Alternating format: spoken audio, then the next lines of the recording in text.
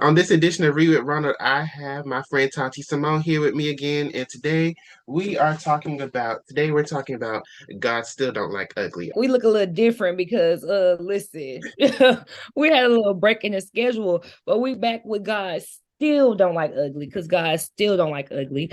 We got this book because Ronald, he read the first one. He was like, look, you're gonna read both of them. You're just gonna Yeah, have to read both of them. That's gonna because be our swap. because I wanted to read both of them. I want to read the second one, and I was like, perfect timing. First published in 2003, Mary Monroe's God Still Don't Like Ugly follows Annette Good in her 30s, navigating life and romantic relationships as she heals from her abusive childhood and the loss of her friendship with former best friend Rhoda Nelson. God Still Don't Like Ugly is the second book in Monroe's six-part God Don't Like Ugly series. Today is January 20th. Today I've started God Still Don't Like Ugly. Um, this book is not as enjoyable as the first one. It's still kind of good. I'm on chapter 14 of 74. What do Annette and Rhoda got going on for 74 chapters? But I'm on chapter 14. The first 14 chapters, Annette is down in Florida visiting her long lost sisters and brother, well, her long lost sister, Lily Mae, and her father, who left her when she was 3 and ran off with a white woman. And, so basically, the first 14 chapters are her getting to know Lily Mae and reuniting with her father. And, I feel like this whole saga, this whole first 14 chapters could have been combined into 2 chapters, but it is what it is. So I'm going to finish the rest of the book today because I really don't have no choice. I'm on chapter 30. Basically, what's going on is Annette has gotten finished visiting her father and Lily Mae down in Florida. So she's on the plane. And now that she's on the plane, she's recapping for us everything that's taken place since the end of the first book. And so basically, first of all, where she starts off with a revisionist rehash of the first book, okay? And I call it a revisionist rehash because some of the details that she tells us in this book is not matching up with the events that took place in the first book. So it's a revisionist rehash. And then after she gets done with the revisionist rehash, she goes into the events that took place when the first book ended. And so basically, she talks about how she started back up having relations with Pee Wee and how she met this man named Jerome who ends up being her fiance. He comes from a color struck family, so she's dating a colorist. And I'm like, come on, Annette, do better, girl, do better. And she still ain't told nobody about the abuse she suffered from Boatwright. And I'm like, girl, please tell somebody so we can stop hearing this man's name. I'm sick of hearing about this man and what a good man he was, because he wasn't a good man. I'm sick of it, Annette. I'm sick of it. But basically, I'm on chapter 30 of 74. I'm trying to have this done by the end of the day. So we'll see how that goes.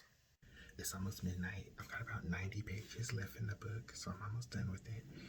Um, so far, now that we've gotten back on track to what the actual storyline of this book is, basically what's happened is she and Jerome broke up because he found out she used to be a prostitute, so they broke up and he put his hands on her, so she put her hands on him back. And that was the end of that. So now she's back with Pee Wee. Rhoda's back in town. So basically, I'm guessing she and Rhoda are gonna have to come face to face at some point. And there's this little girl that's being abused in the same way that Annette was being abused when she was a little girl. And Annette is basically trying to like help the little girl out, but not much is really happening with that. So it's about 90 pages left. Honestly, I could give this book about a 3.5. It's not as good as the first one, but it's still like it's okay. But it's not as good as the first one. I don't know. The first one had a certain charm that this one does not have, but it's okay.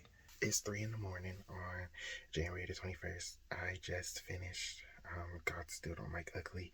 I give this book a 3.5. Um, basically, after from where I picked up last, basically the little girl that Annette was saw herself in, and that was also being abused. She ended up dying, and the person responsible for her death was murdered by Rhoda once again. Annette and Rhoda, Annette and Rhoda made up. Um, Annette ended up getting pregnant and having a baby with Pee Wee. Her parents made up, and it look like they're getting back together. Annette has also formed a relationship with her two other siblings, Amos and Sandra. And then at the tail end of the book, when everything seems like it's going well, Rhoda want to have a stroke. Rhoda wants to have a stroke. Rhoda has a stroke, and basically, she also had cancer before, so she's lost both of her breasts. And so basically, she at the end of the book, she's like, God's paying me back for all the murders I committed, which was 5 of them. I give this book a 3.5. Was it as enjoyable as the first one? I don't know. I don't know. I give it a 3.5. My main issue with this book was that it kind of felt like a summarization of what happened after the first book ended instead of feeling like its own story. And it doesn't help that we got a revisionist rehash for like a good chunk of the book. But overall, it wasn't that bad. I came back real quick to say I missed the most important part. Annette finally told what happened to her. She finally told the abuse she endured, and that really made me happy. I'm really glad that Gussie Mae didn't turn out to be like one of the moms that knew about the abuse, but just looked the other way because she needed a man around. I'm really glad that it kind. I am disappointed that Gussie Mae ended up not being aware of what took place in the house, but I'm glad she didn't end up being one of those mamas that knew about the abuse and just let it happen because she needed a man around the house. So it's kind of like it's bittersweet. It's bittersweet with her character. I'm glad she didn't end up being one of those moms that knew, but it kind of frustrates me that she didn't know. But I am glad that she also didn't be one of those moms that when she did find out, she accused Annette of lying and basically was like, oh, you're lying and you're not telling the truth. I'm glad she believed in it. She was a little like, oh my gosh, are you serious at first? But ultimately, she believed in it, and she honestly feels bad for not having been paying more attention. So I'm glad. I really enjoyed the part. That's the part I've been waiting on since the first book. I wanted that to happen in the first book, and I'm actually very glad it happened in this book. I'm glad she didn't drag that throughout the series. So we're gonna get right into the second book. So I Now think talk let's talk about the rating first. What you rate this book? a 3.5. That's what I rated it to. Because it's like it was good, but it wasn't as good as the first one. If you hadn't read the first one, we were talking about this. If you hadn't read the first one in like 3 years or something, then I think it would be higher. Mm-hmm. But because we read them back to back, and because even if you didn't read them back to back, but because we read them back to back, it's like it's a lot of recapping that we really didn't need because I already read the first book. If you want to know these details, baby, go back and read God Don't Like Ugly because we ain't God Still Don't Like Ugly. And I felt like for a few chapters we were still in the other book. We gonna talk about it.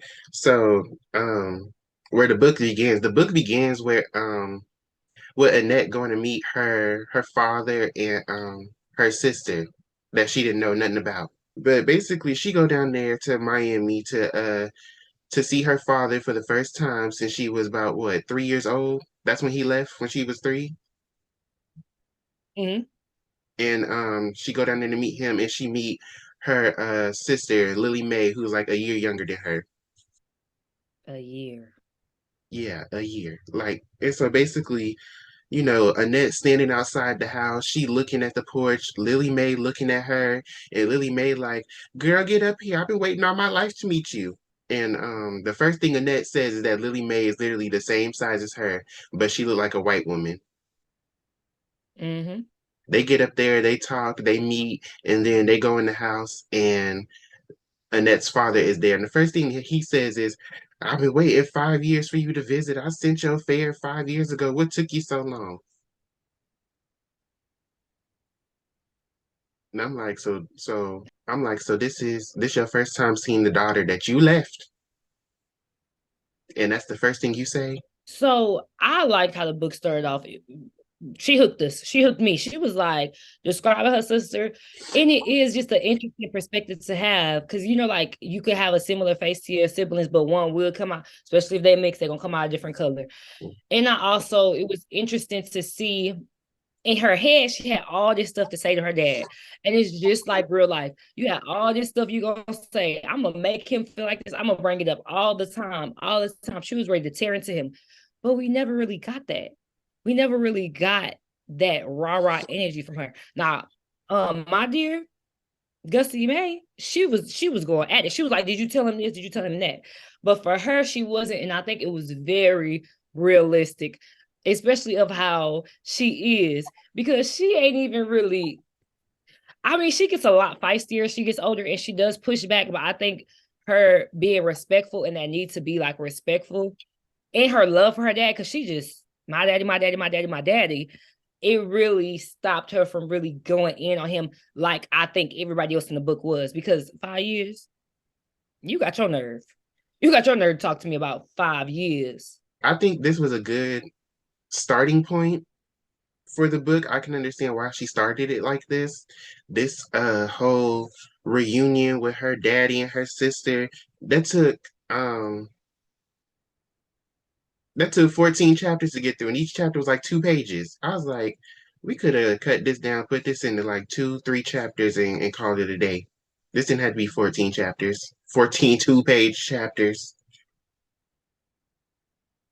Because one thing Mary gonna do, she gonna give you them short chapters. And they're gonna stop it in the middle of the scene. Like, just let the scene play out. Because we not changing perspective. The only person we know is Annette. But I'm not gonna get on Mary too much because I respect her and I respect how this series came to be. But so while Annette is down there visiting her dad, we get a little bit of like, what's it called? Like a little catch up on what's gone on since the first book. Agree. And the first thing Annette says is she engaged to Jerome. And I was like, who's Who Jerome? the is I was like, who is is Jerome that?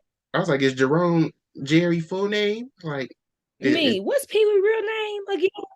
Pee Wee real name is Because they Jerry. both J. So I'm like, is Yeah, but Jerome? they both J. So I was like, who's Jerome? It was the last name for me too, because I'm like, that ain't Pee Wee last name. What is she talking about? What? Because last I heard, you and Pee Wee was happily ever after. For So real. what are we? What are we getting I'm like, when we left off the first book, y'all was together in the house talking about some, oh, we ready for the future. What happened? But we found out what happened.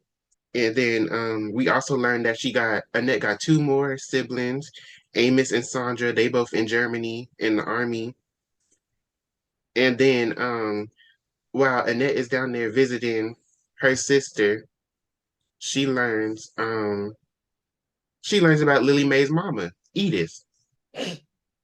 We finally learned the identity of the white woman that Annette's daddy ran off with. And that scene where they met her at the vegetable stand was just so uh What are the chances? you know what, let's give Edith the Teen Choice Award. She can get the Teen Choice Award. You know, that was for that cute little performance she put on trying to pretend she was racist. To your own child, though. I mean, I get it. I do, but I don't, because it was like 1980 something by that point. But I get it, because it's still down south. And it's a small town. No, it wasn't. It was in Miami.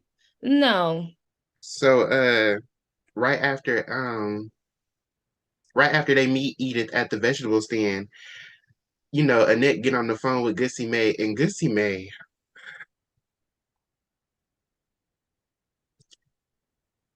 I know I went in on her in the first book, but in this book, she was kind of like, I don't know, I was kind of softer on her in this book, but she was still acting a little ghetto, in my opinion.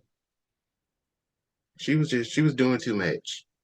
Sister especially when girl. she got on that telephone and instead of Annette says hello, what your daddy say? I bet he telling you all them lies. I'm like, girl, hello, hi, how we doing? We don't do that. We Mm-mm, still she was don't too do that. nervous. All these years later, we still don't know how to say hello, hi, how you doing? And so while they on the telephone, we get the update on what happened with Gussie Mae. Basically, her husband that she met at the end of the last book died. And I was like, not Mr. King died, not Mr. King. And then we get to Edith dying.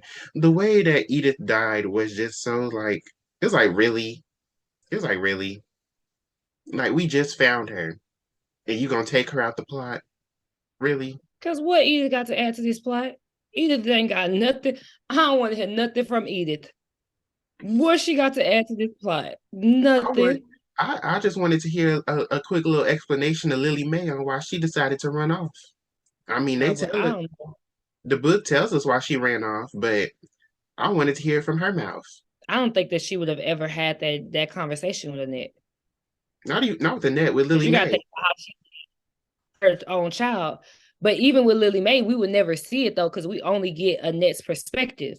So unless it's something that Lily Mae tells Annette, we probably wouldn't get that. I don't think we would get that scene.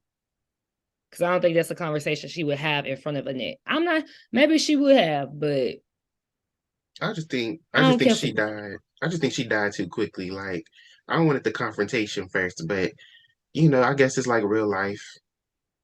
You finally find some answers, and then before you know it, it's gone.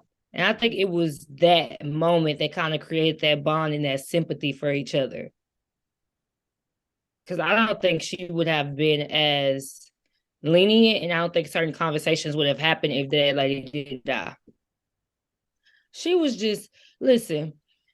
The whole thing with Edith was like one in a lifetime, and honestly, I'm really about to fast forward to that kitchen scene because that's when she really had to get her daddy together because she had been trying to be respectful the whole time, and this man gonna say, "Oh, I'm sure you happy about what happened to Edith."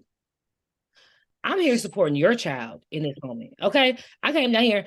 I actually stood up for Edith. So guess what? Just she had to hit that no, because my mama raised me better than that. The Hmm. parent that stayed raised me better than that. Hmm.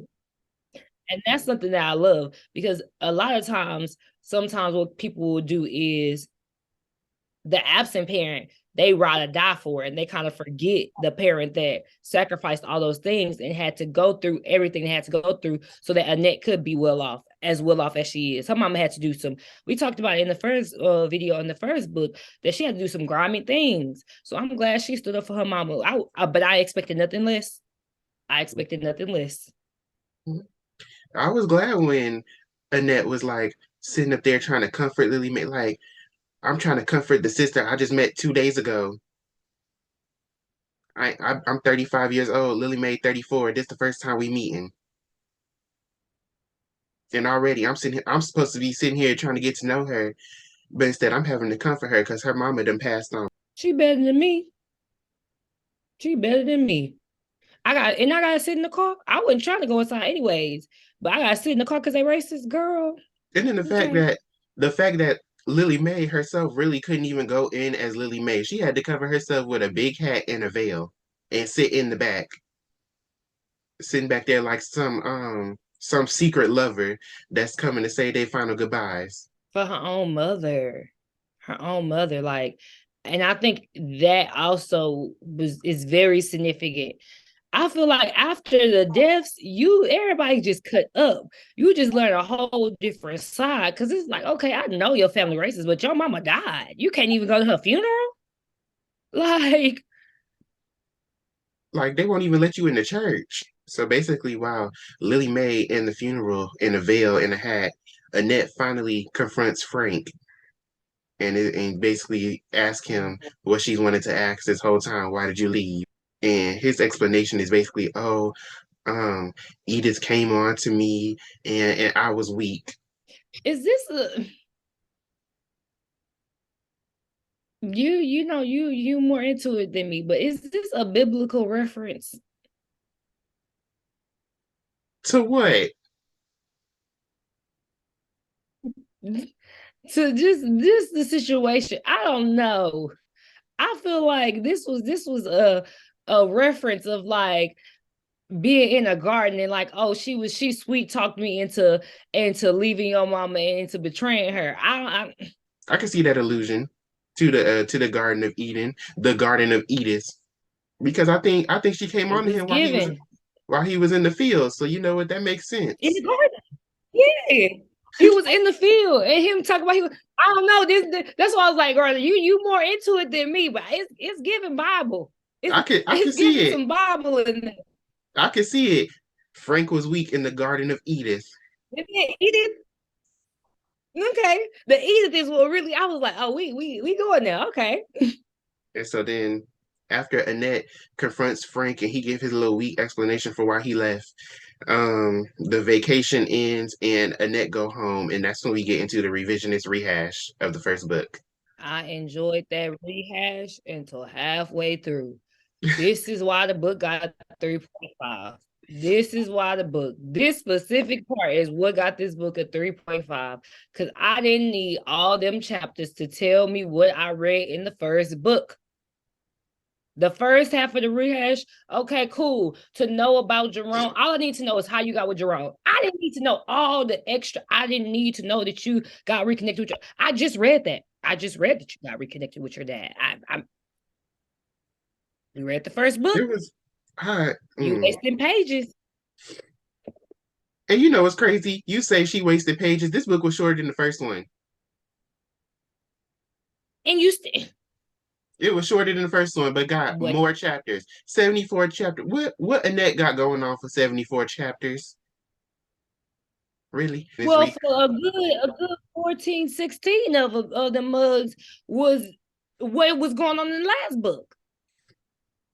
Like when I tell y'all, getting through that first half, if you were not so invested, if the first book was so good and you were not so invested in the first book, you wouldn't have got through that. And how you said the rehashing too, I think made it a little bit more interesting because you're like, what you it kind of make you want to go back to the last book, like when that happened. No, What, that's what happened. what, I'm reading it. I'm like, wait a minute. This not right. This detail not right.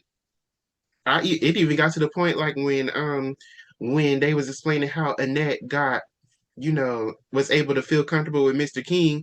Mr. King talking about some, I ain't got no kids. I was like, hold on, I thought you had a 14-year-old daughter in the last book that got pregnant and got two kids and running around with a serviceman in Hawaii. What happened to her? You just disappearing your kids? So basically to feed the storyline of the other lady.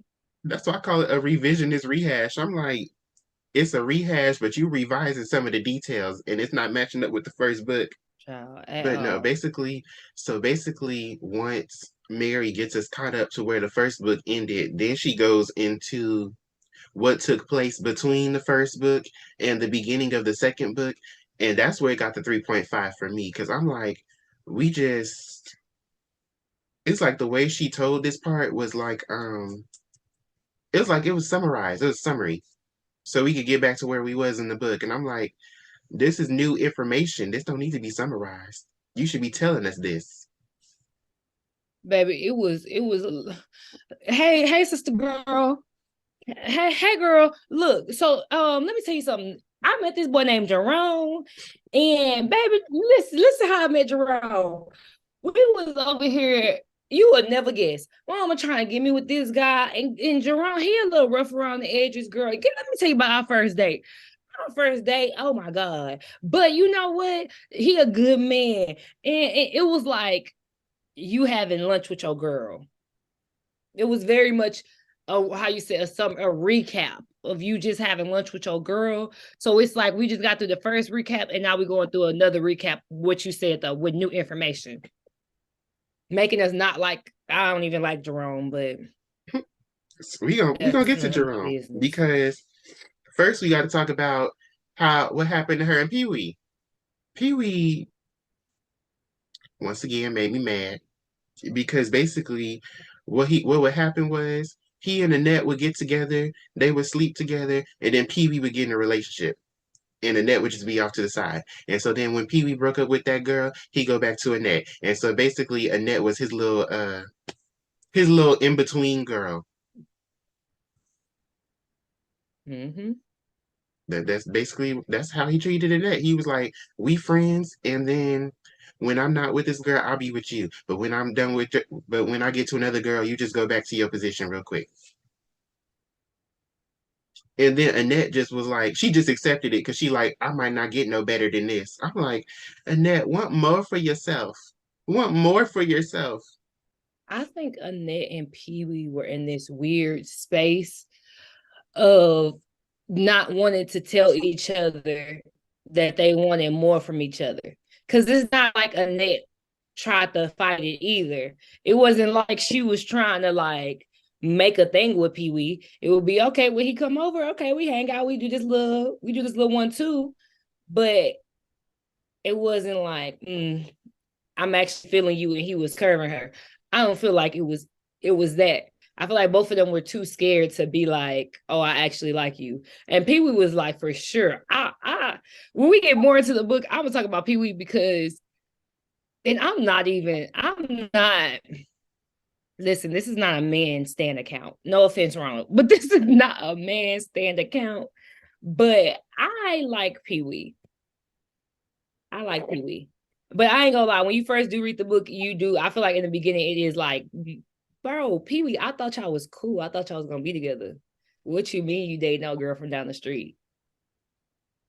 Pee Wee, what are we doing? I wanted to smack Pee Wee, but that's okay.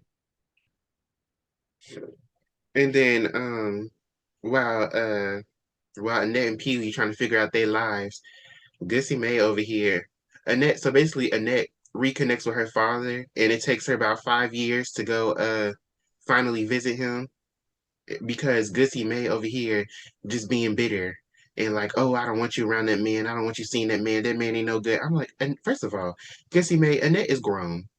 The lady's in her 30s. If she want to go see her father, if she want to go see her father, she can decide to do that on her own. Second of all, Gussie Mae, you married. You done make first you was playing house with the man who don't deserve to be named. And then after he met his maker, you got married to Mr. King. So now you married, you running your restaurant, you living your best life. You done had all your dreams come true, girl. Why are you still holding on to this bitterness with this man that left you for a white woman? Let it go. Let it go and let Annette go meet her dad. Once again. Me standing up for Gussie Mae. They did have therapy back then. It is, I ain't gonna lie. All the stuff Gussie Mae had to do, I might have still been mad at Frank too. I'm not, how low I had to stoop in some of them situations to get to where I'm at. Frank might have to see me because we had to stoop real low to get where we was. He over here, and I think Annette said that in the beginning because he was talking about how well off they were. Annette's like, baby, you just don't know the half. You just don't know the half. But something I will say that it speaks to is like this old Southern, even though they're not in the South, it's this old Southern culture of like, yo mama is like even she was like, I'm not too old to go over there and whoop you. Like this culture of like the big mama type of thing of like how important the motherly figure is. Like my grandma, I always say this because it shouldn't be hilarious, but it is. My grandma got her last whooping when she was 30. And we were talking about it, she was like, yeah, I got my last whooping when I was 30. You're 30. You're a grown woman. What do you mean you got your last whooping when you were 30? Look, But it one speaks for thing the about a time. black mom, one Because thing baby, about a mama black said, mom, oh yeah, I can whoop you. Ma'am, I will call the police. You said what? one thing about a black mom, it don't matter how old you are.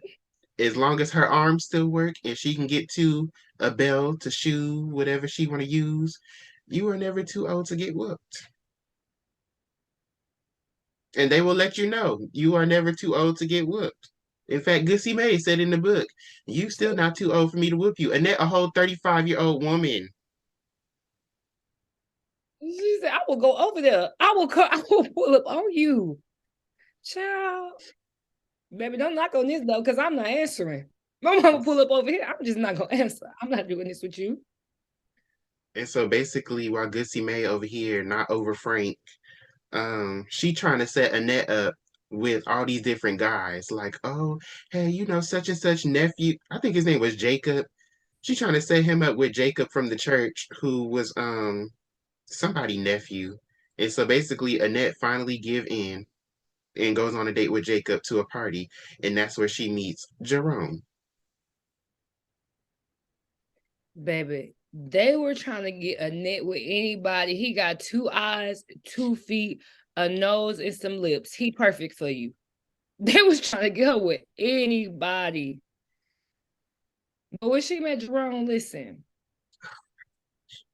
Jerome is what I like to call a toxic snack. That's what I like to call him. He is like McDonald's. He is like McDonald's. If you want to go eat all the McDonald's you can, it sound real good until you find out what this fast food is doing to your inside. Mhm. Because that's what happened. So next thing you know, you pop up at McDonald's and not an ice cream machine broken. Now they talking about, oh yeah, it's 50 cents for every little sauce that you get. Baby, I came here for food. I came here to eat. And that's exactly how That's Jerome Jerome. was. Exactly. Jer- A Jerome, like, vegetarian. the Jerome first impression was like he came off like this really like smooth guy, just oh, I love me some big women. And then when Jacob was all like, Annette, I'm ready to go home, and Annette's like she, basically like, oh Jerome, you say you're gonna take me home, and Jacob like it took me like $3 worth of gas to get you over here, and Jerome sitting up there giving out money. Jerome made a good impression. And then literally the next day after the party, Jerome, they go on a date and Jerome just he show his true colors real quick. He cheat. He don't. I'm gonna just say what I have in my notes. Jerome is a loser. He's a loser. He's cheap. He don't. He don't want to. He just wanted. He want to save money, which is okay. But the way he's saving money is not okay. It should not be at the detriment of the date. It's a difference between being frugal and being cheap. And he being cheap. That's the difference. It is a difference between being frugal and being cheap. He that's why I said vegetarian. I'm convinced this man will be a vegan to save money. Mhm. He ain't no vegetarian. He don't want to pay for meat. Let's just be honest. That man is so cheap. When she said they tricked me because they said the first date was terrible. She didn't say every day after that was going to be terrible as well. Because Well, of course, every day after that wasn't yeah, terrible because they ended up just having their dates at his apartment. Cheap. yeah. He ain't had to spend no money. And she was just so happy with him. And this is when my theory about Pee Wee started coming up. Because I'm like, y'all like each other, but y'all not saying nothing to each other. And Jerome, yeah, he brought it out. And he brought it out because Pee Wee was not having it. Pee Wee was not having it. He said, why are you with that man? Why are you with that man? Pee Wee had everything we were gonna say about Jerome. Pee Wee had it already mapped out. He had it already mapped out. Pee Wee talking about, so why you with that man? Pee Wee, why you with all these 5011 women?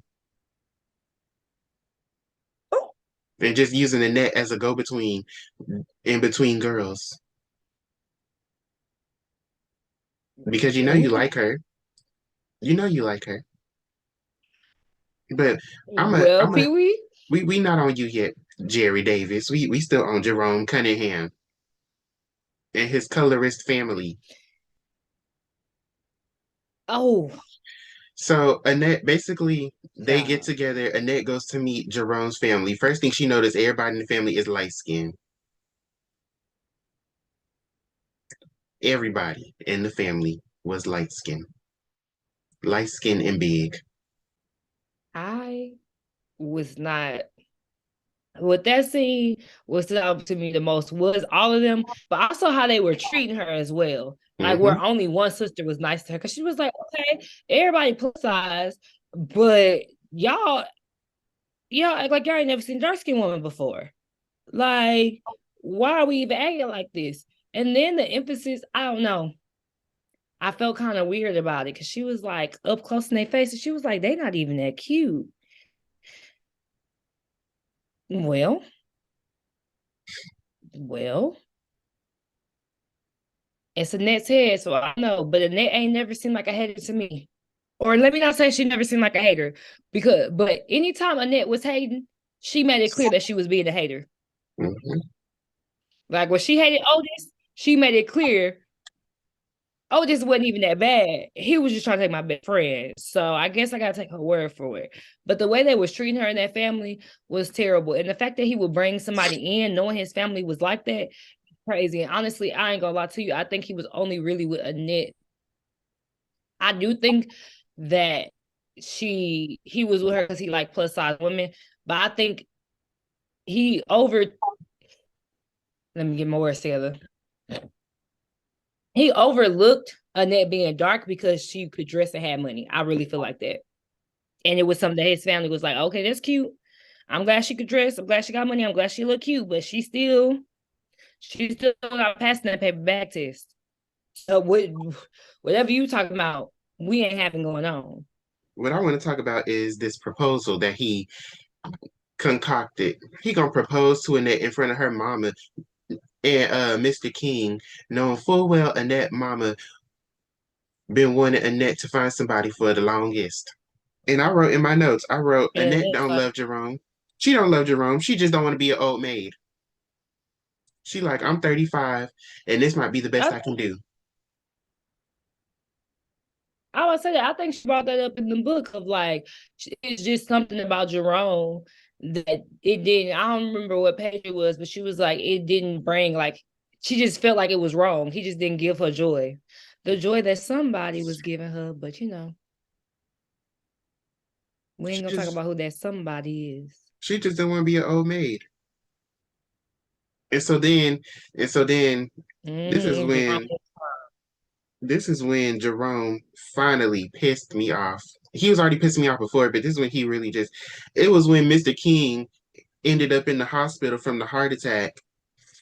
And why they at the first of all, before I even get to Jerome, Dissy May, why would you get on that phone and say your daddy having a heart attack, your daddy is dying? Why would you say that?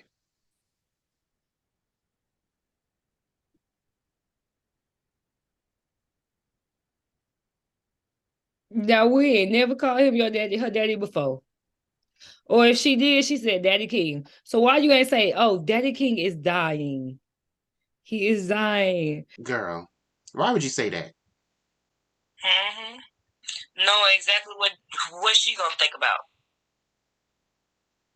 That lady just so dedicated to erasing Frank away from Annette's life, and it makes no sense. I mean, I ain't gonna lie, he erased himself, but I get what you saying. But so basically, Mr. King ended up in the hospital from a heart attack, and they get to the hospital, and they go down to the cafeteria to get some food, and Jerome being so cheap that he don't even want to pay for a $4 sandwich, and Gussie may end up paying for it. Oh, but that's not the worst part. What happened when she ended up paying for it? I don't even remember. I just remember him being like, "Oh, this $4 sandwich, this is robbery," and I'm like, and Gussie May paid for it. I'm like, you gonna make her mama pay for your food, and you a grown man? You don't want to pay for a $4 sandwich? I don't know. He was like, I guess it's not that bad. And started getting a Coke. He was like, I guess I'll get a Coke and some more stuff Oh too. yeah, Like, her mama said she was going to pay for it. I remember it. I was like, really? You gonna really? Come on now. When it was a $4 sandwich, you was, but now that Gussie May gonna pay for, it, you gonna add on all it, just like a real broke person. Baby, let me tell you something. It was giving Richard 2.0.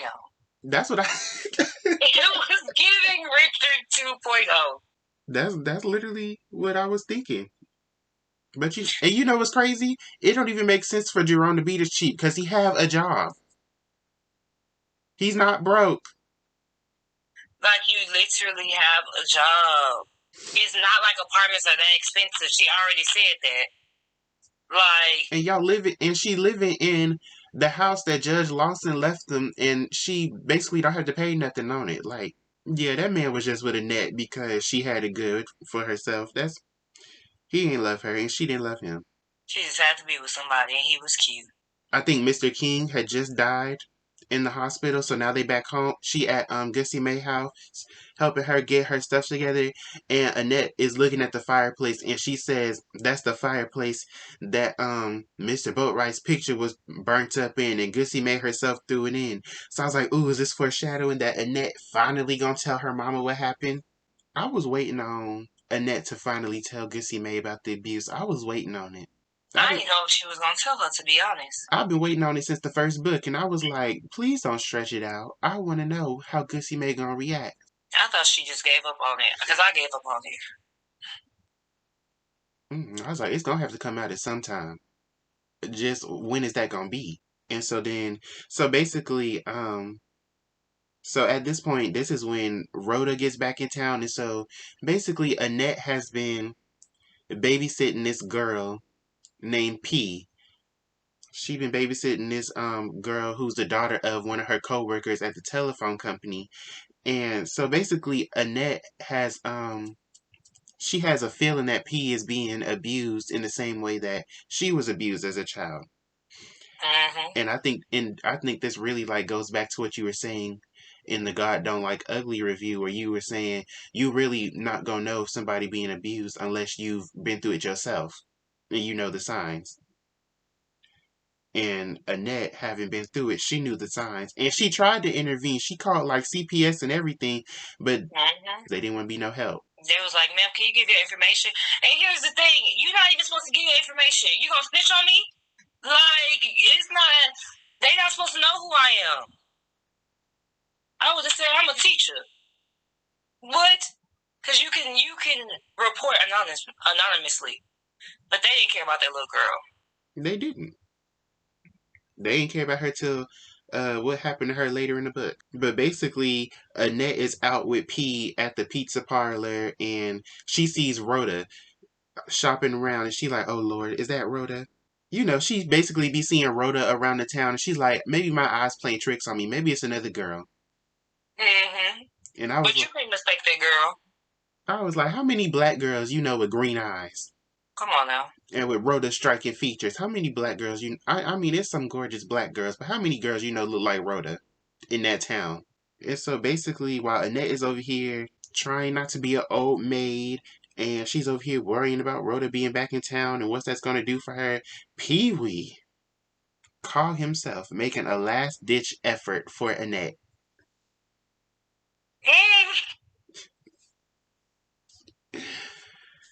That man said, why are you with Jerome? And I've liked you all the, we can be together. We can, we can live in, basically, making a last ditch effort for Annette. And Annette think he joking. Here's the thing, and this is why with Pee Wee I understood, because I'm like, we both know he's not playing, but it's like both of them are scared. Girl, you like Pee Wee too, but you scared that he playing. Y'all know that he's not playing, and that's why I feel like it was a thing of like how we were saying, oh, Pee Wee is just using her in between. I really feel like he thought she didn't like her, because he's like, I remember what y'all was saying about me, and I feel like he overheard her when she was like, it was a one night stand. And even with this, she started laughing like, oh, you got to be playing the joke on me, because you cannot want to actually be with me. It's like, I feel like he felt like she didn't want to be with him, so he was just like, oh, okay, I guess I'ma just do me. Like, you know how you become in the movies, it's like the girl who used to be ugly become the pretty girl, but she still have all these insecurities because she used to be ugly. I feel like that's the vibe Pee Wee gives. And he was trying to make an effort. He was definitely trying to make an effort to talk to her, but she was like, baby.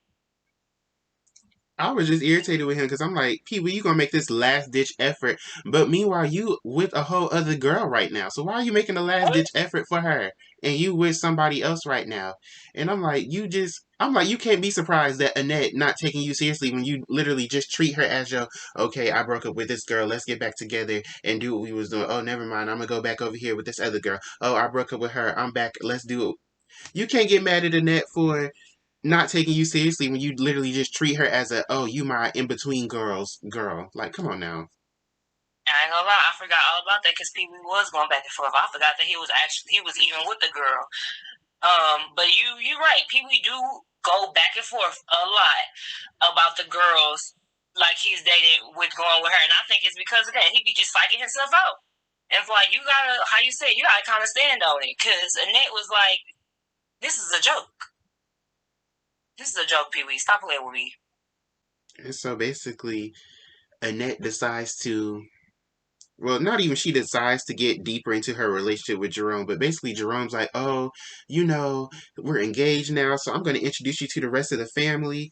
And so then in comes his Uncle Willie. Mm.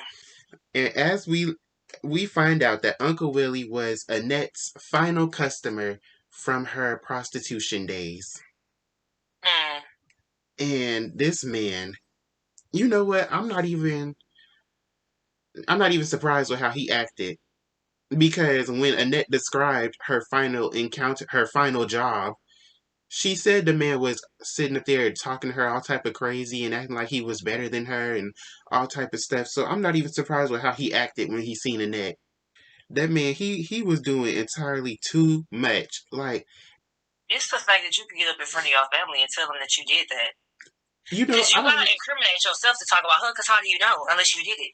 I don't The even fact think that you would sit in front of your family and incriminate yourself like that. I don't even think he admitted to his side in the part of it. I think he just put her on blast and just conveniently left out The other part. left out that he was the other participant. Either that or the family was just like, oh well, that's just how he is and da da da da da. Because remember Jerome said, oh, Uncle Willie's wife died while they was in the middle of having relations together, and he also said that, oh, Uncle Willie, he has some issues being with other women. And I'm like, so it's either he left out his part or the family already knew how he got down, and they just, instead of holding him accountable and holding him to tags, they just threw it all on Annette because they wasn't accepting of her anyways. Mm-hmm.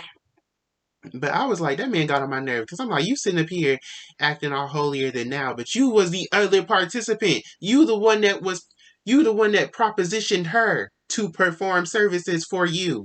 And then he gonna say you the cheapest one I ever had, $50. Y'all are, first of all, was in the 80s, and y'all were in a small town. Now maybe I know Mary had the girls, so maybe they were just charging that much, but okay. Okay. I just so basically, he threatened. He basically like, I'm gonna tell Jerome, and that's like, no, let me tell him. But we knew how this was gonna go. We knew how this was gonna go because Uncle Willie had to get ahead of the narrative and try to paint. He didn't try to paint himself in the best light. And he wanted to tell her anyways. He's just bitter. He just bitter, and he wanted the problem. I feel like it's part that it was part her past, and then part of the fact that, like I said, the family is colorist. Everybody light skinned, and because we see how they treat dark skinned people. We see that earlier in the book when they at a family reunion, and they basically like all over the light skinned babies, just loving on them, but one of the dark skinned babies just kind of like just left to themselves, and only person paying attention to the baby is Annette. Mm-hmm. I'm like, why is Annette caring for a child that's not hers, and she's not even part of the family yet? But and so that's why I feel like uh they just didn't want her part of the family in the first place. So this was just a convenient way to get rid of her. It's like, oh, she was getting down and dirty back in the day, so she not welcome in the family. It was Uncle Willie being like, oh, you not gonna be part of my my pure wholesome family or something like that. And I was like, first of all, your family is colorist. Your nephew cheap. Your nephew is cheap. And Gussie Mae might have done her dirt, but I'm gonna give it to Gussie Mae. She raised Annette to be a very respectful young woman. And Gussie Mae literally was just trying to make something out of nothing. Like, she really was trying to make something out of nothing. Your family just, like, Gussie Mae unfortunately did what she had to do, and unfortunately that was the route that I guess she felt was the best way to do it. But your family don't have no excuse. Your nephew got a whole job. This man didn't have nothing when she came out here. Your son got a whole job. Your nephew got a whole job, and he's still bumming off a woman. To be honest, you just made your nephew lose the bag. It was not the other way around. Because Annette was not losing nothing. Annette was the one. Annette was the upgrade for him. Annette had everything. She had a house that she didn't have to pay for, no kids. She had a mama who was willing to do whatever it took to get that relationship to work because she was just that desperate for her daughter to be with somebody and to get some grandkids. Jerome really lost out. He had everything he needed. And Uncle Willie ruined it. Talking about something, oh, you not good enough for my family. You're right. Annette is better than your family. And so then Lily Mae and Frank, they supposed to come up to Ohio to visit. And the way it's told to us, Gussie Mae is like, oh, Frank and your sister, oh, your half sister. And I'm like, when I read that, I'm like, Gussie Mae, don't do that. Don't do that. Don't do that, because we don't do that. We don't do the whole little half sister, adopted sister, this half we don't do that. People. When somebody say that's your half sister, that's your stepsister, that means they not a part of the family for real. She was trying to make that clear. Somebody say, oh, that's my half sister, that's my stepsister, they probably don't like them. And that's why I was like, Gussie Mae, don't do that. Don't do that, because you know these people are important to your daughter. Don't do that. You don't have to be a family to them, but you know these people are important to Annette, so don't do that. Don't do that.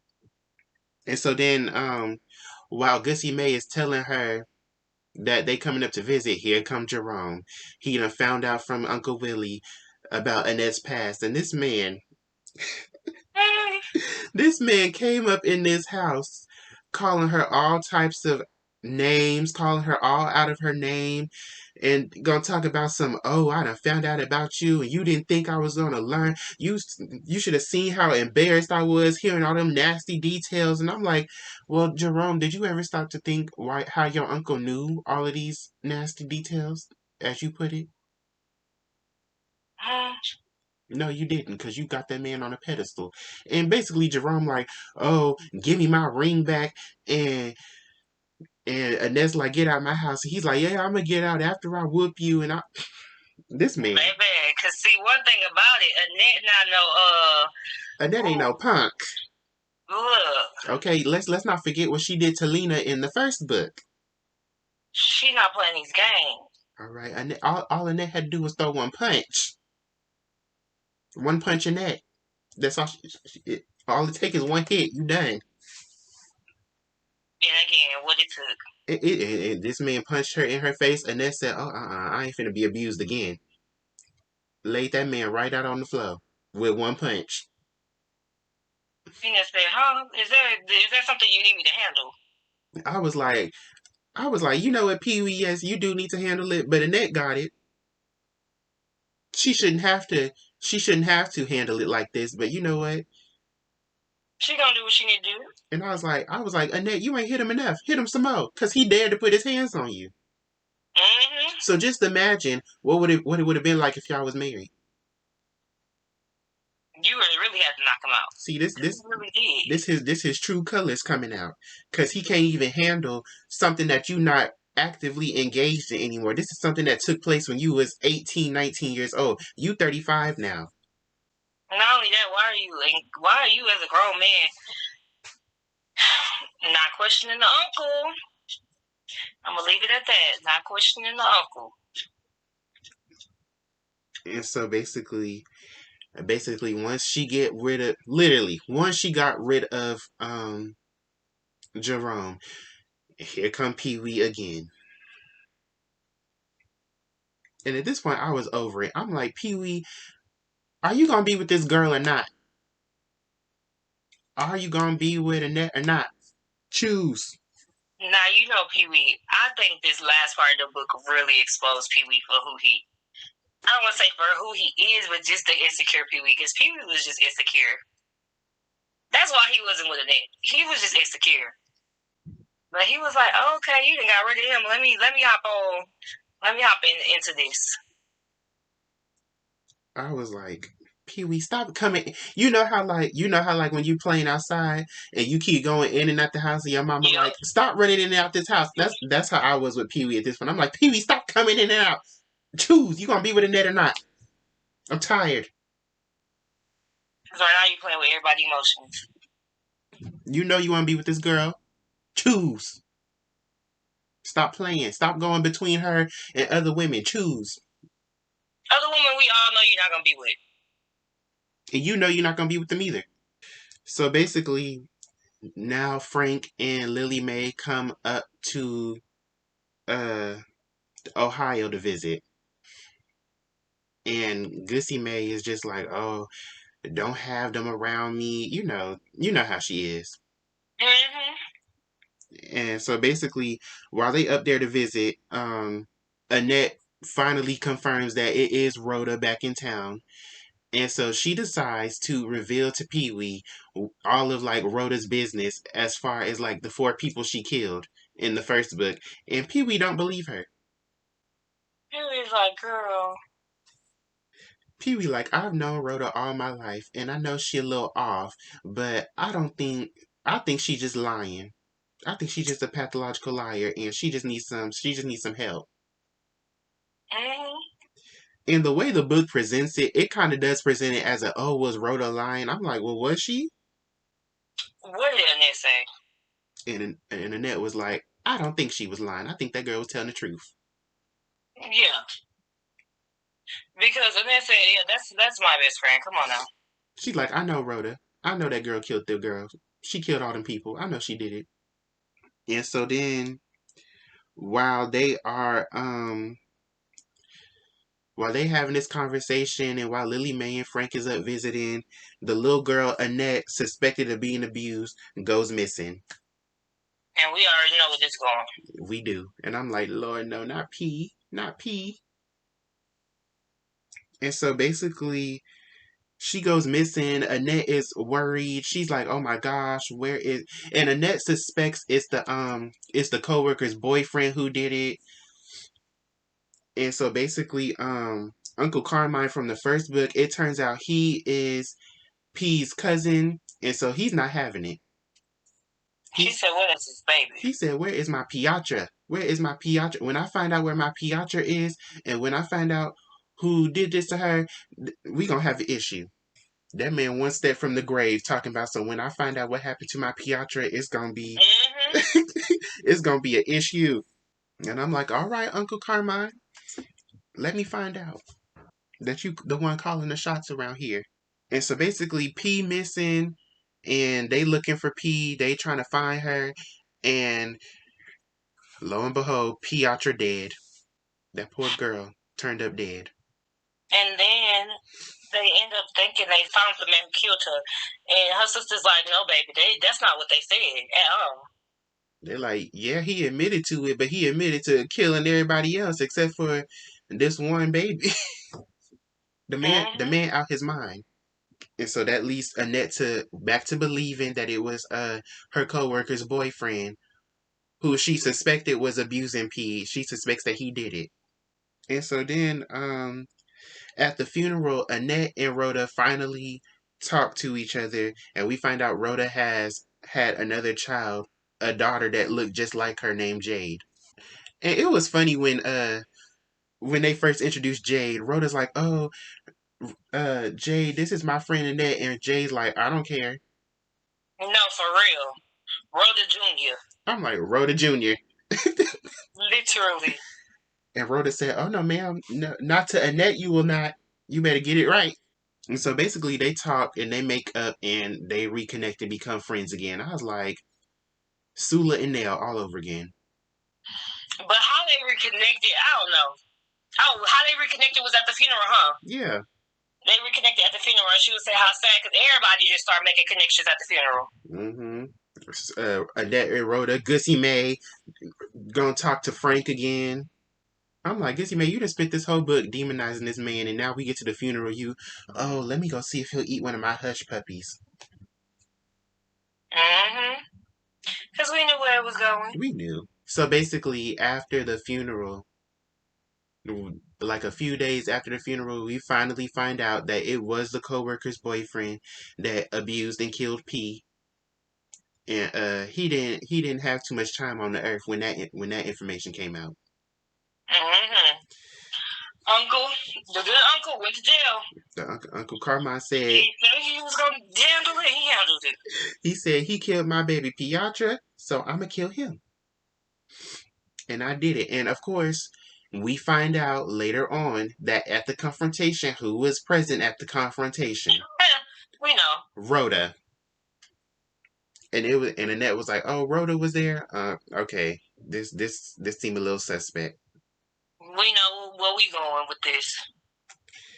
And so basically, when they find out the news, everybody, Scary Mary, Gussie Mae, Pee Wee, Annette, and Rhoda, they all gathered at Annette's house, and they all sitting there talking about, "Oh my gosh, it's just horrible how this happened to this poor girl," and they all talking that big Talking tough stuff. mess.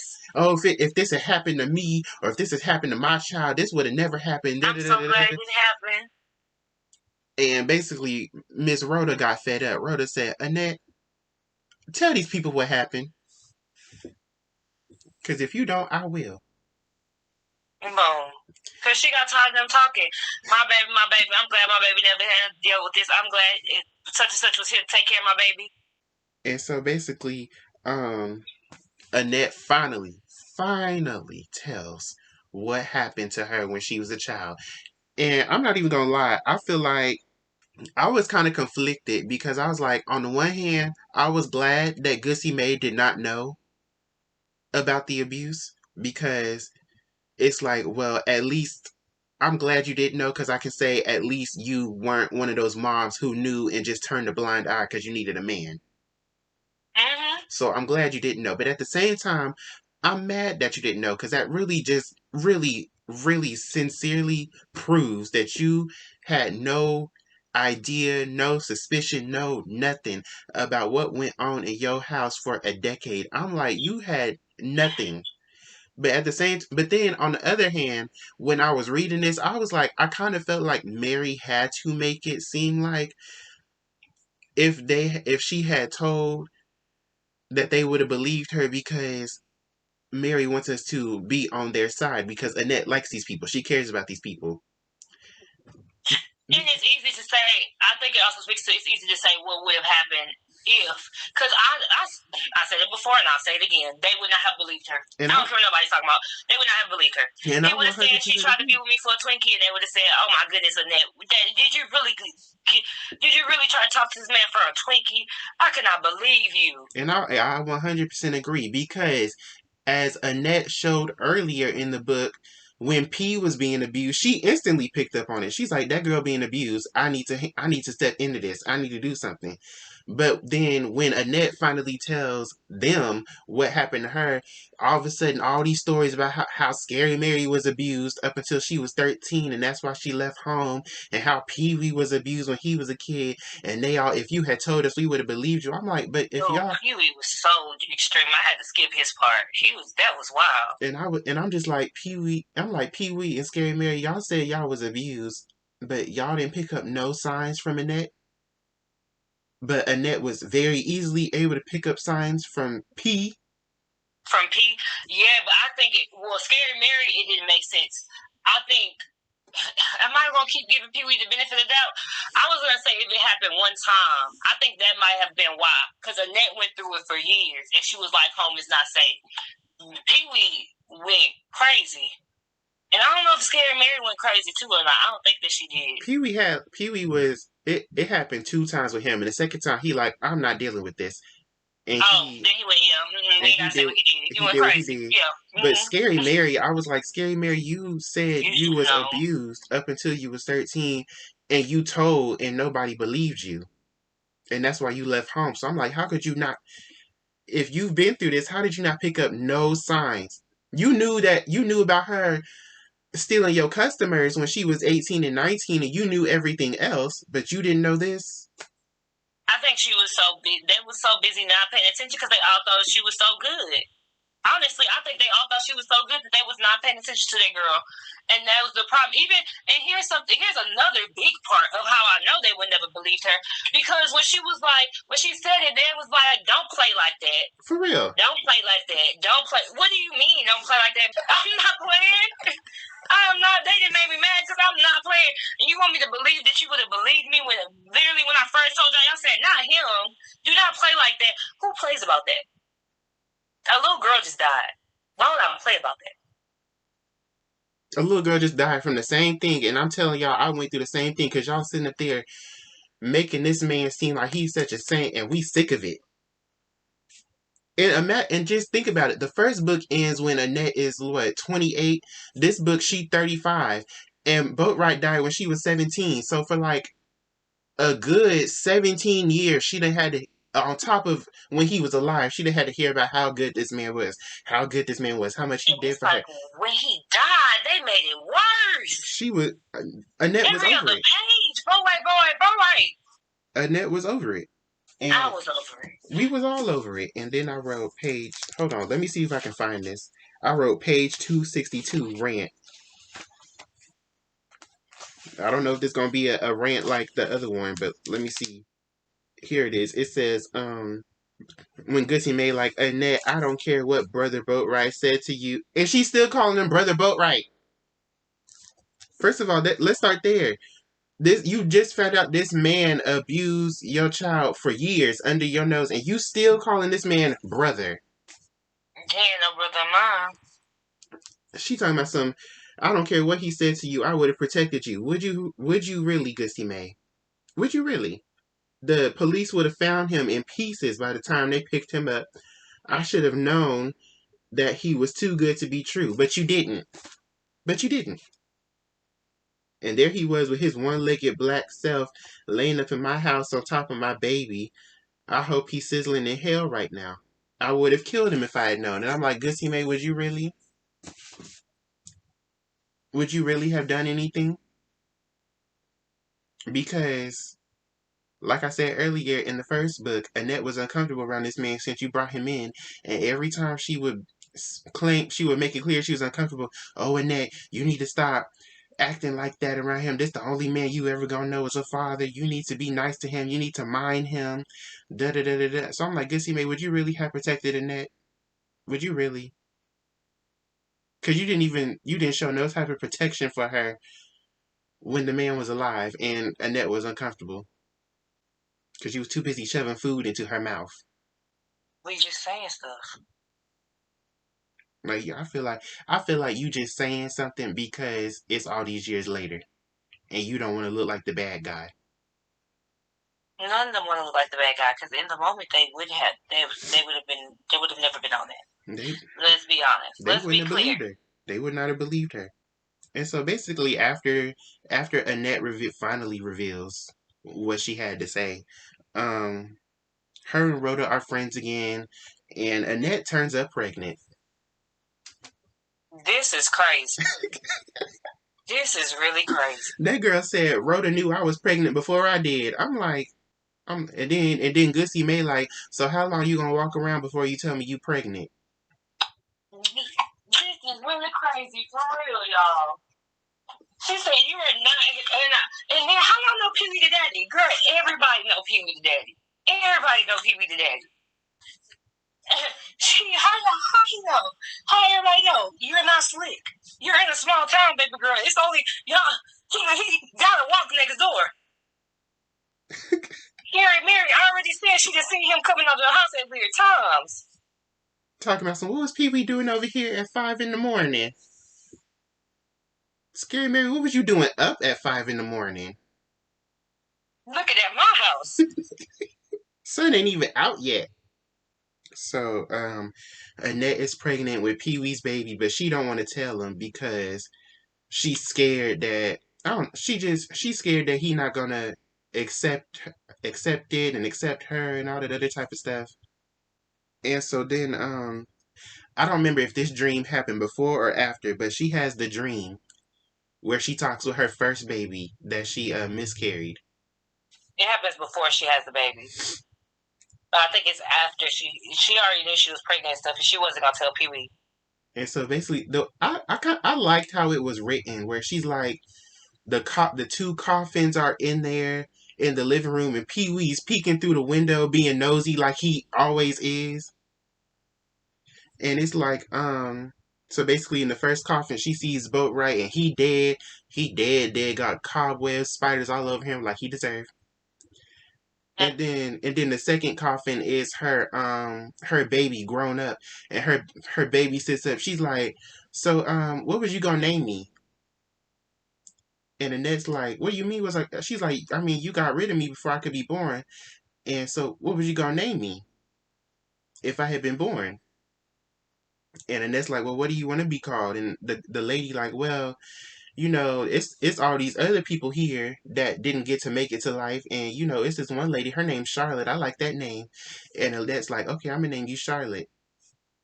And she's like, okay, thank you. And she go back to, I guess, resting in peace. And Pee Wee just peeking in the window the whole time. I don't know. I just liked how it was written. I feel like it's kind of symbolic of Pee Wee peeking in the window, because Pee Wee like, okay, I see this first baby, and that's my baby you carrying now. So what you gonna do? And which is true, girl. What you gonna do? We knew she wouldn't get rid of that baby though. She said, "This is my last chance." She said, I might not get pregnant again. I'm already 35. And so basically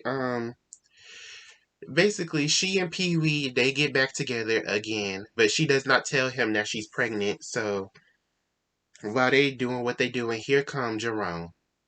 Jerome done realized that basically he done punched his meal ticket. Mm-hmm.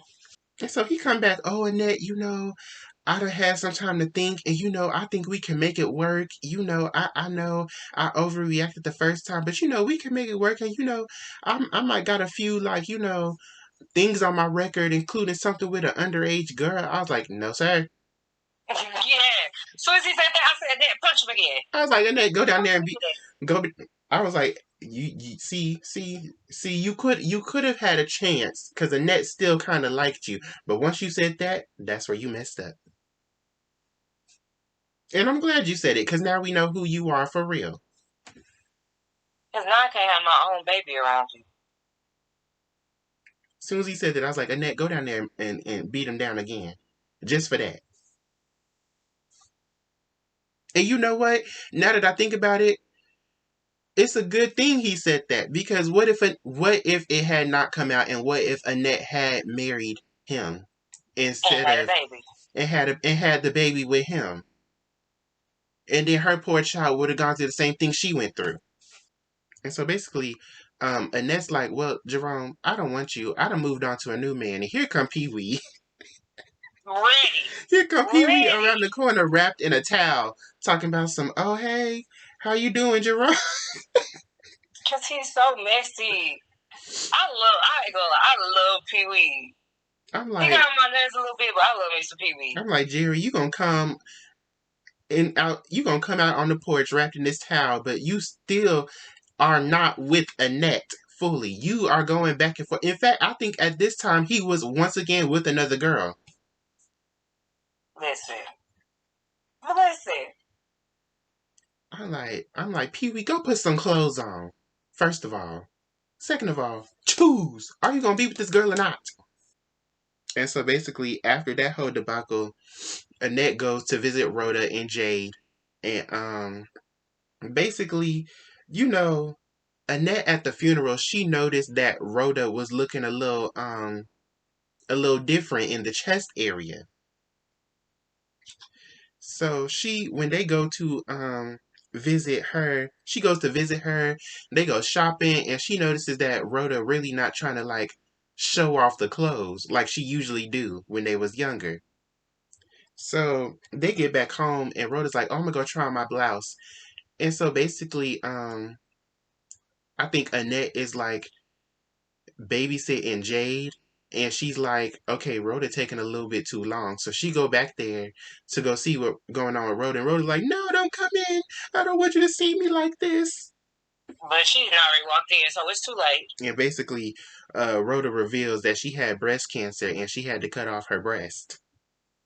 to save her life because she was in denial. Baby, this is where the goddamn. This is where it gets interesting.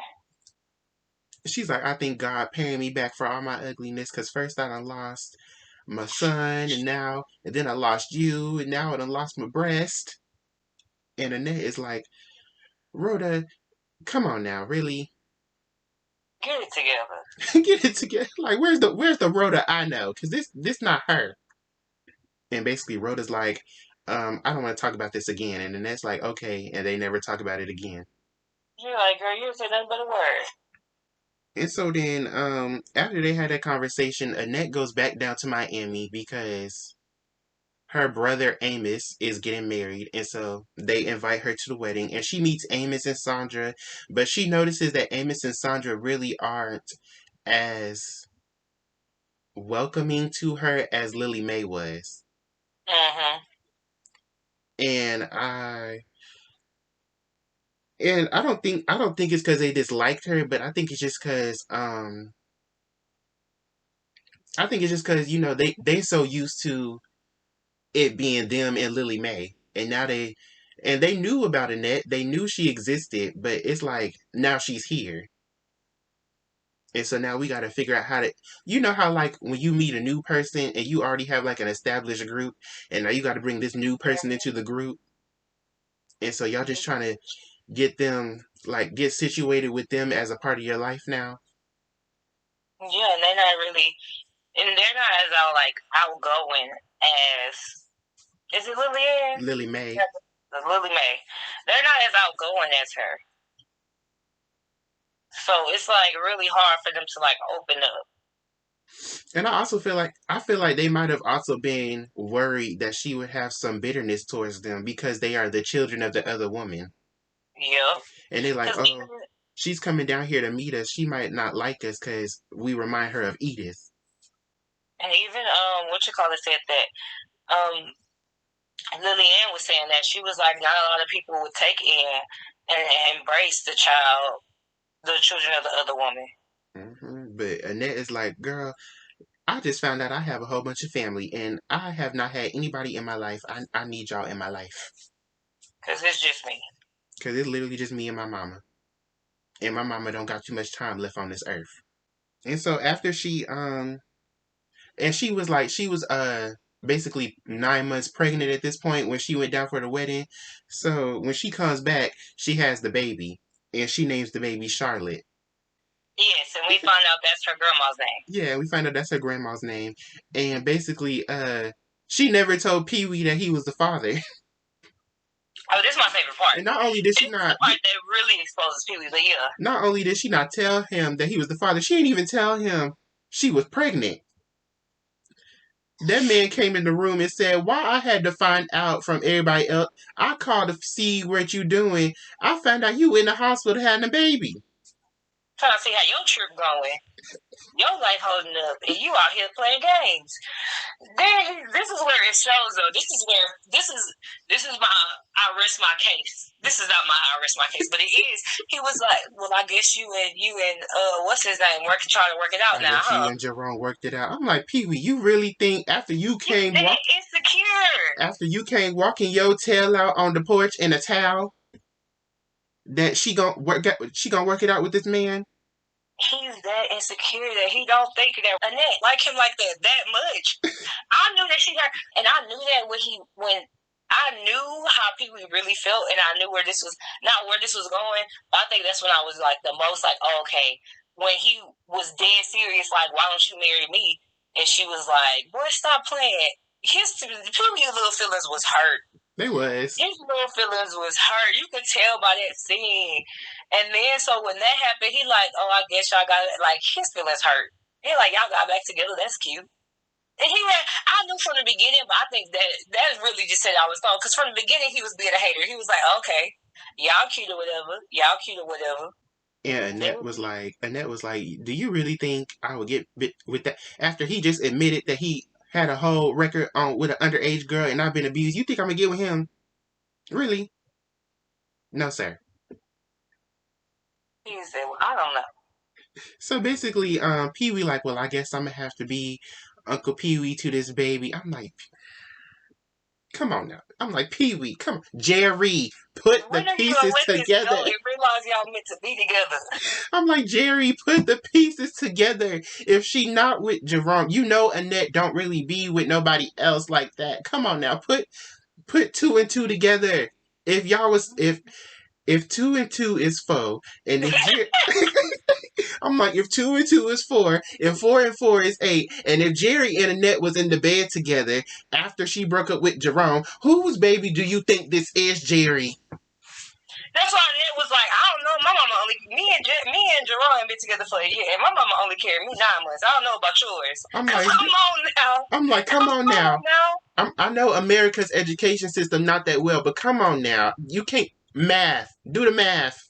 But he was so he was so in the down because he really did not think that girl liked him. And so basically, after after she have the baby, you know, Pee Wee playing, you know, Uncle Father to the baby, and Annette is like, Pee Wee, I need you to come over. I need to tell you something. And Pee Wee like, don't tell me you got another dark secret you want to tell me. She's like, Pee Wee, just come over. And Pee Wee like, well, what is Pee Wee? The baby yours. Again, don't play like that. Do not play like that. I'm like, do y'all ever believe this girl when she tell y'all something? Do y'all ever believe Annette? Do y'all ever? Annette be telling y'all the truth. Don't play like that, Annette. So then we get to the root of, to what was really supposed to be happening anyways, because we all knew. So basically, Pee Wee like, this my baby, this my baby.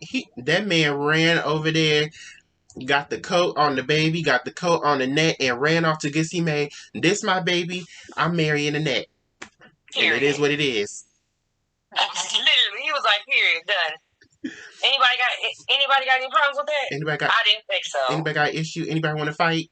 All he was waiting for, and Annette just sitting there. It's like, bro, Annette, if you would have told this man you wanted to be with him, he would have been with you yesterday. But they both was playing. And so basically, you know, they announced the proposal. Everybody having a good time. You know, they drinking, they dancing, and off in the corner, Rhoda,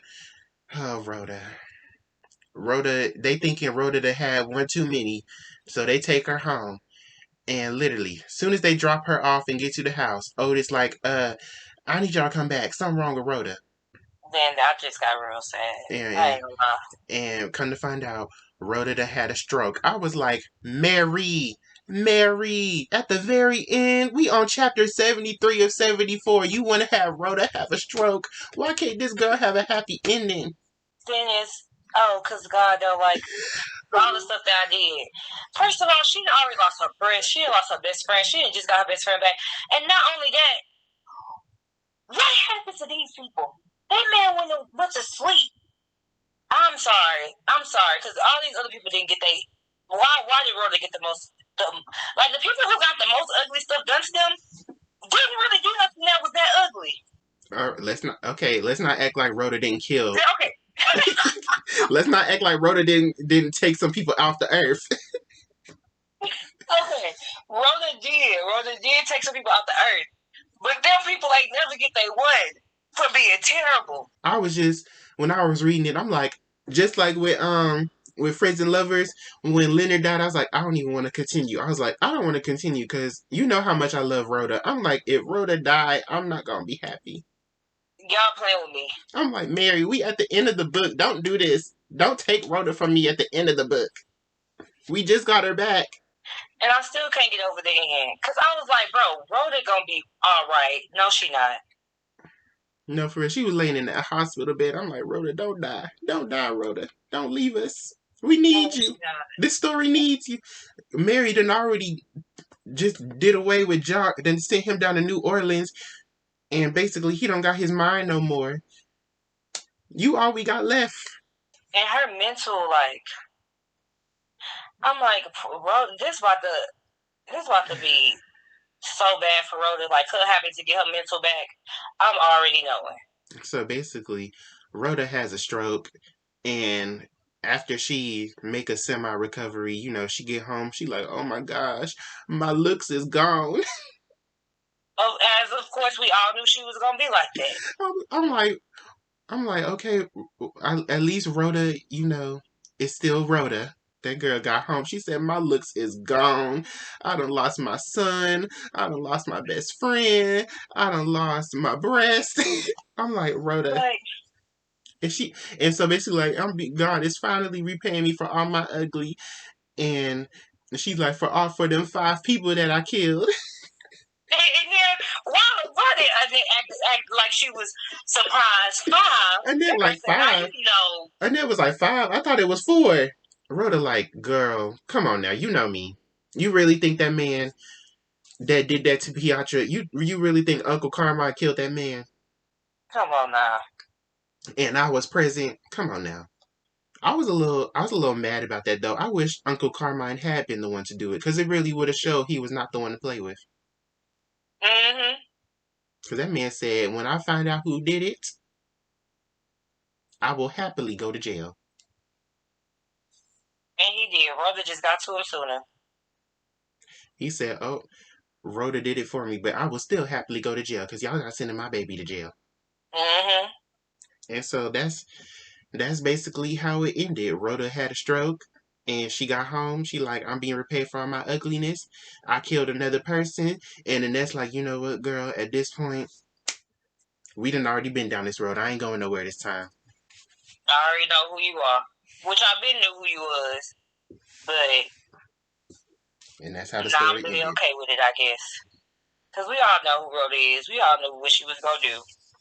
And so I gave this book a 3.5 because the way it was, I guess it was the way it was told. It was like the first 14 chapters was a good hooking point, a good starting off from the first book. And then like it's like, okay, like you said, we at lunch and Annette telling me everything that happened up to the present. And I'm like, but Annette, I need more detail than this. And like, this is a summarized recap of the in between until we get to the present. And I don't need that. That's what gave me. The recap is really what brought it down. Mm-hmm. Other than that, this was a really, honestly, it was a really good book. But that recap, I couldn't do. I almost ain't make it through it. Mm-hmm. But I said, Ronald, I gotta get through this because Ronald is gonna kill me. Because I told him, he asked me how was I doing, and if I would never finish this book, he would have killed me. So you know No, what? I was like, have you started the book yet? And he was like, oh yeah, I started. I was like, okay, good. And then we got to Friday. I'm like, shoot, I got one day to read this whole book. But it's such an easy read. I will It say that is. about her books. They're such easy reads. They are.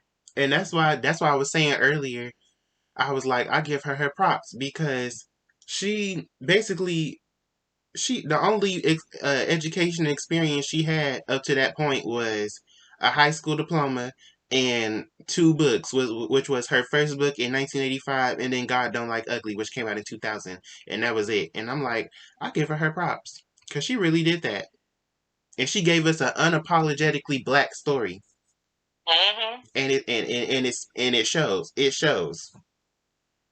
That was a really good book. Would not have known. Would not have known because how good she writes. Not gonna lie. I was like, and I'm like, she did a good job. She did a really good job. Thank you for watching today. If you enjoyed it, be sure to check out more content from us. And be sure to check out Tati's channel, Tati Simone, TateSomne. And if you have an issue with it, take it up with her mom and not me, because she the one that spelled it. No, it's not my fault. But be sure to check out more content from us. And make sure you like, comment, and subscribe to our channels. Until next time.